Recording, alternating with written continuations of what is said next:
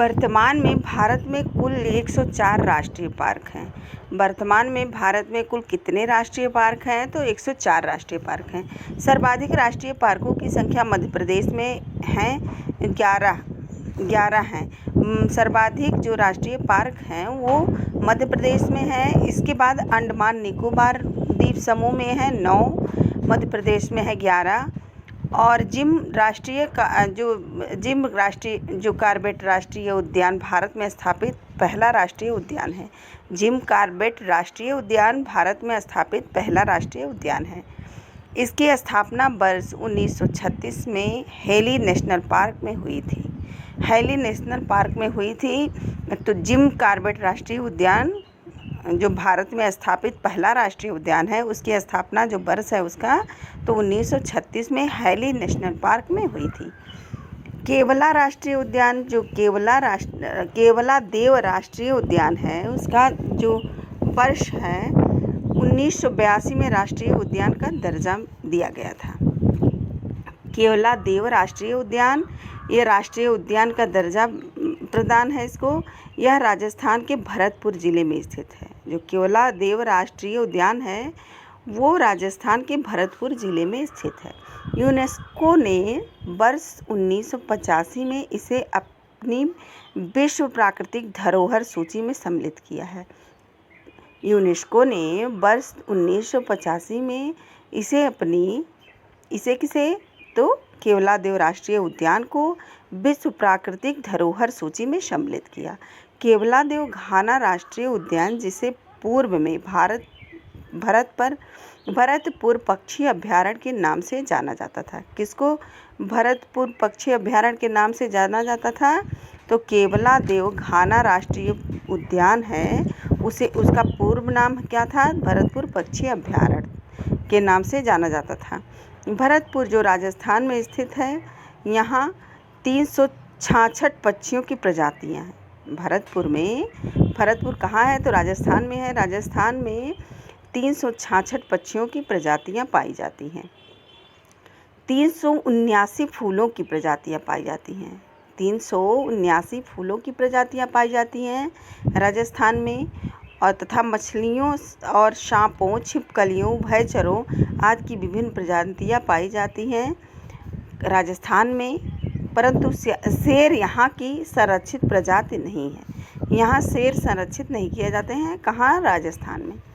रामगंगा एवं कोसी नदियाँ कॉर्बेट राष्ट्रीय उद्यान से होकर प्रवाहित होती हैं।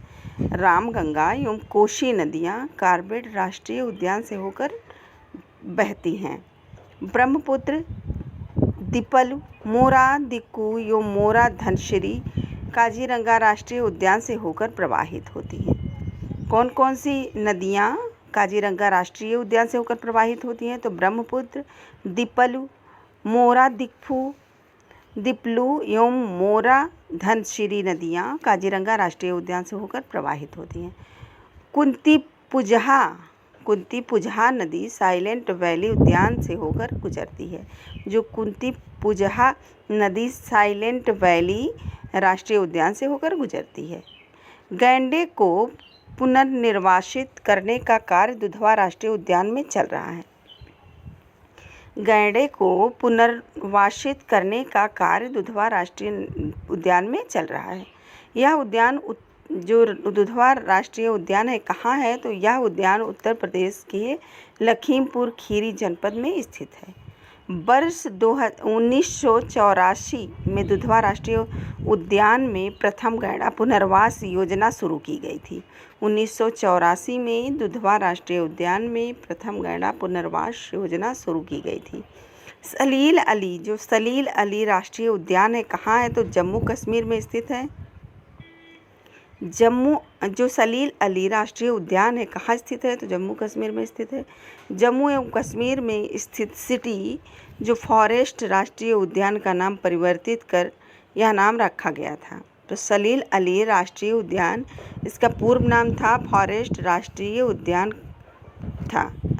फॉरेस्ट राष्ट्रीय उद्यान का नाम पहले था और उसके बाद में सलील अली राष्ट्रीय उद्यान कर दिया गया था। सुंदरबन राष्ट्रीय उद्यान भारत के पश्चिम बंगाल राज्य के दक्षिणी भाग में गंगा नदी के सुंदरवन डेल्टा क्षेत्र में स्थित एक राष्ट्रीय उद्यान, जिसमें बाघ संरक्षित क्षेत्र या बायोस्फीयर रिजर्व क्षेत्र है। फिर से सुनिए, सुंदरवन राष्ट्रीय उद्यान भारत के पश्चिम बंगाल राज्य के दक्षिणी भाग में गंगा नदी के सुंदरवन डेल्टा क्षेत्र में स्थित एक राष्ट्रीय उद्यान, बाघ संरक्षित क्षेत्र तथा बायोस्फीयर रिजर्व क्षेत्र है। यह क्षेत्र मैंग्रोव के घने जंगलों में घिरा हुआ है। जो यह क्षेत्र है वो किससे घिरा हुआ है, कौन से जंगल से घिरा हुआ है? तो मैंग्रोव के घने जंगलों से घिरा हुआ है। और यहाँ रॉयल बंगाल टाइगर का सबसे बड़ा संरक्षित क्षेत्र है। रॉयल बंगाल टाइगर का सबसे बड़ा संरक्षित क्षेत्र कौन सा है? तो यही है जो मैंग्रोव के घने जंगलों में घिरा हुआ है। रॉयल बंगाल टाइगर का सबसे बड़ा संरक्षित क्षेत्र है, बायोस्फीयर रिजर्व क्षेत्र है ये राष्ट्रीय उद्यान। सरिस्का एवं रणथंभौर दोनों ही राजस्थान के राष्ट्रीय उद्यान हैं। सरिस्का एवं रणथंभौर दोनों ही राजस्थान के राष्ट्रीय उद्यान हैं, जहां बाघों को संरक्षण मिलता है। यहाँ बाघों को क्या मिलता है? तो इसका संरक्षण किया जाता है। सरिस्का टाइगर रिजर्व जो राजस्थान के अलवर जिले में अवस्थित है। सरिस्का टाइगर रिजर्व राजस्थान के अलवर जिले में अवस्थित है। इसे वर्ष 1955 में वन्यजीव अभयारण्य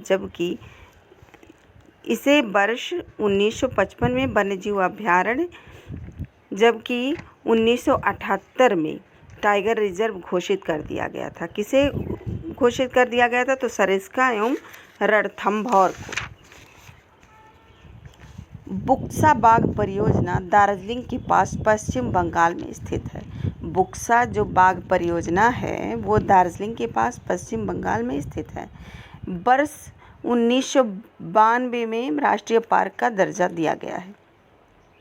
बुक्सा बाघ परियोजना दार्जिलिंग के पास पश्चिम बंगाल में स्थित है और वर्ष 1992 ईस्वी में राष्ट्रीय पार्क का दर्जा दिया गया था।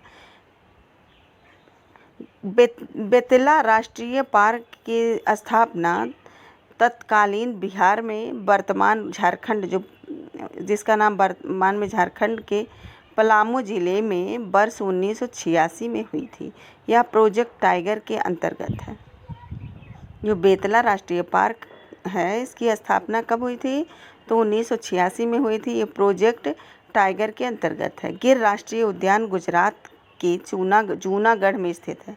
गिर राष्ट्रीय उद्यान गुजरात के जूनागढ़ में स्थित है। यह एशियाटिक शेर के निवास स्थान के लिए प्रसिद्ध है। राजस्थान के भरतपुर जिले में स्थित केवलादेव राष्ट्रीय उद्यान में साइबेरियन सारस सर्दियों में प्रवास करते हैं। राजस्थान के भरतपुर जिले में स्थित केवलादेव राष्ट्रीय उद्यान में साइबेरियन सारस सर्दियों में प्रवास करते हैं। राजस्थान के जोधपुर निवासी कैलाश जो श्रृंखला के नेतृत्व में प्रथम बार इंदिरा गांधी ने बाघों की गिरती संख्या को रोकने के लिए 1 अप्रैल 1973 को भारत में बाघ परियोजना शुरू की। बाघ परियोजना की शुरुआत कब हुई? तो 1 अप्रैल 1973 को भारत में बाघ परियोजना शुरू की गई। अब तक 50 बाघ आरक्षित क्षेत्र बनाए जा चुके हैं जिनका क्षेत्रफल 53,547 वर्ग किलोमीटर है, जो देश के कुल भौगोलिक क्षेत्र का 1.17% है। भारत का सबसे बड़ा बाघ अभयारण्य नागार्जुन सागर जो आंध्र प्रदेश में है, इसका क्षेत्रफल है 3,568 वर्ग मीटर। इसका क्षेत्रफल है 3,568 वर्ग किलोमीटर।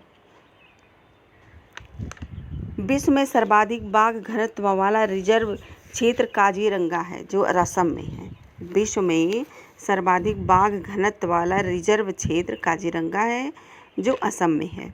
राष्ट्रीय बाघ संरक्षण प्राधिकरण के 8 नए बाघ आरक्षित वन क्षेत्र बनाने के लिए सैद्धांतिक रूप से पीलीभीत, रातापानी, सुनावेदी, मुकुरंदरा तथा चंबल अन्य जियों बिहारों सहित राजस्थान यानी सत्यमंगल और कुद्रेमुख आदि में कार्य शुरू किया। एशियाई बब्बर शेर का निवास गिर वन में है। जो एशियाई बब्बर शेर है वो किस वन में है? तो गिर वन में है। इसे एशियाई शेरों का घर कहा जाता है। इसे एशियाई शेरों का घर कहा जाता है। गिर वन को एशियाई सिंहों का घर कहा जाता है। भारत में मध्य प्रदेश को टाइगर स्टेट के नाम से जाना जाता है। भारत में मध्य प्रदेश को टाइगर स्टेट के नाम से जाना जाता है क्योंकि यहाँ बाघों की कुल संख्या 1/3 बाघ पाए जाते हैं। यहाँ लगभग 1/3 बाघ पाए जाते हैं। सफ़ेद बाघों के लिए उड़ीसा का नंदनकानन बाघ अभयारण्य प्रसिद्ध है। सफ़ेद बाघों के लिए उड़ीसा का नंदनकानन बाघ अभयारण्य प्रसिद्ध है। मध्य प्रदेश के कान्हा किसली नामक राष्ट्रीय उद्यान को सर्वप्रथम प्रोजेक्ट टाइगर में शामिल किया गया था। सर्वप्रथम प्रोजेक्ट टाइगर में किसको शामिल किया गया था? तो मध्य प्रदेश के कान्हा किसली नामक राष्ट्रीय उद्यान को सर्वप्रथम शामिल किया गया था। वन्य जीवों में हाथियों के प्राकृतिक आवास स्थलों में उनका दीर्घकालीन जीवन सुनिश्चित करने के लिए पर्याप्त संख्या में हाथियों की आबादी रखने वाले राज्यों में केंद्र सरकार द्वारा 7 दिसंबर 1992 में गजतमे के नाम से हाथी संरक्षण परियोजना चलाई गई। किस नाम से परियोजना चलाई गई? तो गजतमे नाम से 1992 में हाथी संरक्षण परियोजना चलाई गई, जिसका शुभारंभ झारखंड के सिंहभूम जिले में किया गया। इसका शुभारंभ कब किया गया? जो हाथी का संरक्षण था वो कब किया गया? तो इसका शुभारंभ झारखंड के सिंहभूम जिले से किया गया था। हाथी संरक्षण परियोजना जो थी वो दिसंबर 1992 में गजतमे नाम से हाथी संरक्षण परियोजना चलाई गई। किसके द्वारा? केंद्र सरकार के द्वारा। ये 7 दिसंबर 1992 में। भारत में वर्तमान समय में यह परियोजना 16 राज्यों में चल रही है। भारत में वर्तमान समय में हाथी संरक्षण जो परियोजना है वो 16 राज्यों में चल रही है। इसके अंतर्गत हाथियों की संख्या बढ़ाने तथा मानव हाथी संघर्ष को यथासंभव रोकने के प्रयासों पर बल दिया जा रहा है। हाथी संरक्षण परियोजना के अंतर्गत 32 हाथी संरक्षण क्षेत्र घोषित किए गए हैं। 32 हाथी संरक्षण क्षेत्र घोषित किए गए हैं जो लगभग 70,000 वर्ग किलोमीटर का क्षेत्रीय विस्तार रखते हैं। हाथी संरक्षण परियोजना के अंतर्गत 32 हाथी संरक्षण क्षेत्र घोषित किए गए हैं जो लगभग 70,000 वर्ग किलोमीटर का क्षेत्रीय विस्तार रखते हैं। 22 अक्टूबर 2010 को केंद्रीय वन, पर्यावरण एवं जलवायु परिवर्तन मंत्रालय ने भारत में हाथियों के भविष्य को सुरक्षित रखने के लिए प्रयासों को बढ़ावा देने के लिए उसे राष्ट्रीय विरासत पशु घोषित किया है। राष्ट्रीय विरासत पशु कौन है? तो हाथी है। हाथी के दांत से श्वेत पदार्थ वाले भाग को आइवरी कहते हैं। हाथी के दांत के जो श्वेत पदार्थ वाले भाग होते हैं उसको आइवरी कहा जाता है। इस भाग से विभिन्न प्रकार के सुंदर व कीमती सामान तथा खिलौने बनते हैं। राष्ट्रीय हाथी संरक्षण प्राधिकरण है जो NECA के गठन की दिशा में भी प्रयास किए जा रहे हैं। भारत में एशिया के लगभग 60% हाथी हैं। एशिया में लगभग 60% हाथी हैं। वर्ष 2019-20 तक भारत में हाथियों की संख्या 27,785 से 31,368। वर्ष 2019-20 तक भारत में हाथियों की जो संख्या थी वो 27,785 से 31,368 के बीच है, जो विश्व की कुल संख्या का 50% है। जो विश्व की कुल संख्या का कितना प्रतिशत है? तो 50% है। भारत में हाथियों की सर्वाधिक संख्या कर्नाटक में है। इसके बाद क्रमशः असम, केरल का स्थान आता है। भारत में हाथियों की सर्वाधिक संख्या कहाँ है? तो कर्नाटक में है। उसके बाद असम और केरल आता है। फ्रेंड्स, ये रहे हमारे कुछ पर्यावरण के महत्वपूर्ण प्रश्न और इससे सारे प्रश्न बन जाएंगे अगर 1-2 बार आप इस ऑडियो को सुन लेते हैं। अगर पसंद आए तो लाइक, शेयर और सब्सक्राइब ज़रूर करें और मिलते हैं नेक्स्ट ऑडियो में।